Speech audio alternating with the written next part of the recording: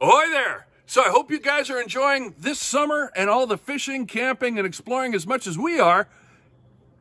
Okay, maybe we're enjoying it a little too much.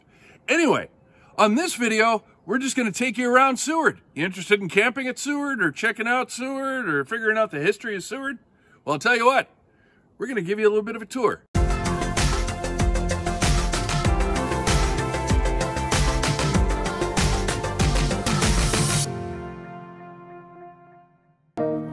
This is our fourth trip to Seward, and every trip we try to see or do something different. As you saw in our last video, we made it to the Mermaid Festival. Seward is one of the Alaska's oldest communities. It's also known as the gateway to the Kenai Fjords. We're going to drive you around town and show you some of the reasons why we love Seward.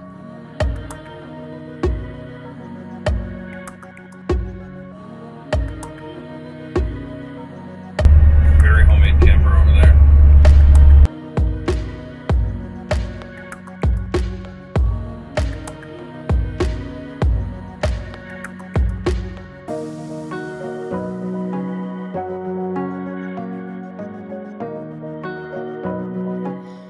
Earlier this month, May 7th, 2022 to be exact, there was a landslide. It was 300 feet wide on the Lowell Point Road.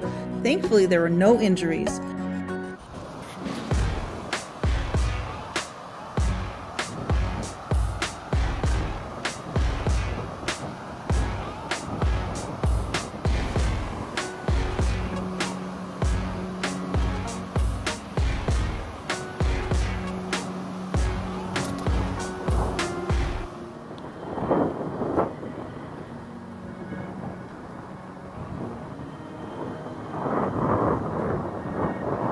Morgan.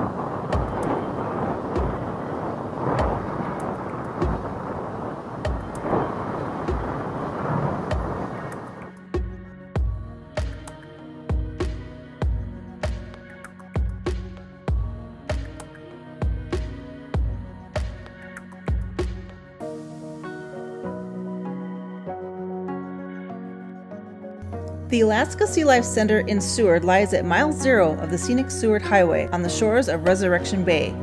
It is the only facility in Alaska that combines a public aquarium with marine research, education, and wildlife response. Although we didn't make it there this trip, we have been there in the past. We highly recommend to add this to your itinerary.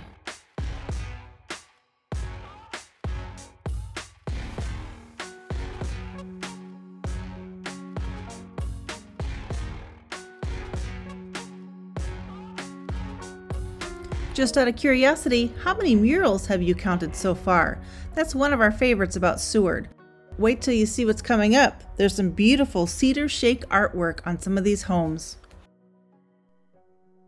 Another great reason why we love Seward is there are so many campgrounds, 10 to be exact, that are run by the city. We'll drive by a few and show you what they look like. This first one here is Iditarod Campground.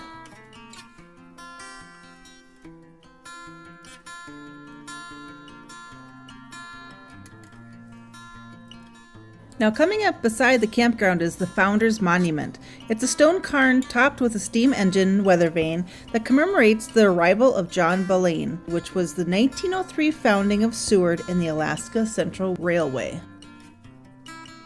And next is the historic Iditarod Trail marker. It marks a 2,300-mile trail network that started in Seward, connecting rural Alaskan Native villages by dog sled teams who delivered mail and supplies.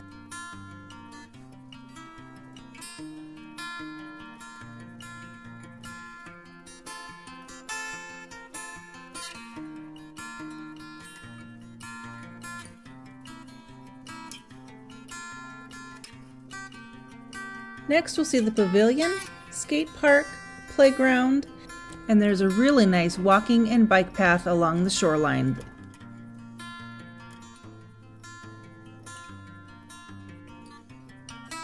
The Resurrection South Campground,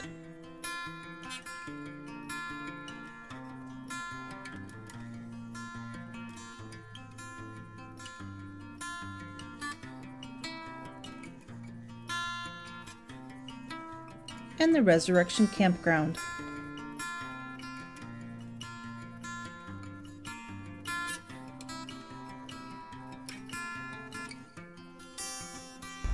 Here's a marathon campground where our friend Lynn likes to camp. And if you can tell, there were some slots that you could park horizontally right along the water.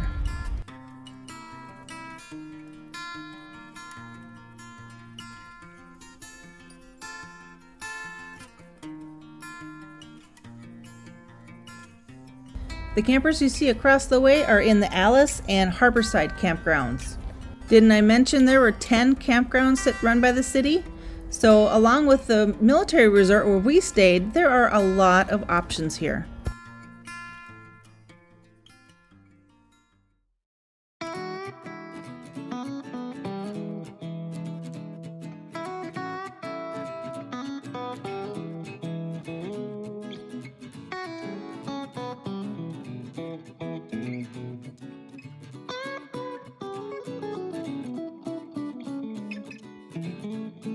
And as you can see, Seward is one of the ports that gets cruise ships. But I can understand, being so close to the Kenai Fjords, Exit Glacier, some awesome fishing, there are a ton of cute shops and restaurants to go to. Best of all, you can walk just about anywhere in town.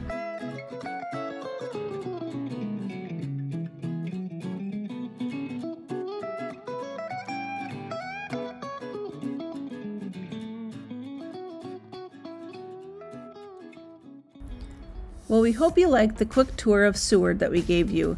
We'll be sure to put some links in the description below so you can learn how to reserve your spot in a campground, learn about the Sea Life Center, and much, much more. Be sure to like, subscribe, and comment below, and next week we'll give you a tour of the Seward Military Resort. Do you want to let them know what happened to your finger? This? So, Jen told me to do something and I hesitated. No, that wasn't it. If I hesitated, it'd be a lot worse. Actually, we were out fishing yesterday, limited out on king salmon, or depending on where you're from, maybe Chinook salmon. Had the most beautiful evening ever, with humpback whales jumping across, puffins flying around. Had a beautiful evening with some great friends here on Kodiak, and that won't be a video because we were out having some fun. But that's what we do here on Kodiak. If you're interested in more fishing videos, let us know. We can bring the camera along next time. What did you do to your finger? Oh. So, in the case of the finger, turns out if you mistake the downrigger line for the fishing line and wind up with your finger in that downrigger line, then you have 15 pounds of lead trying to take your finger off. But it's still there, you can still feel it, and yeah, we're all good there. So, it was totally worth it.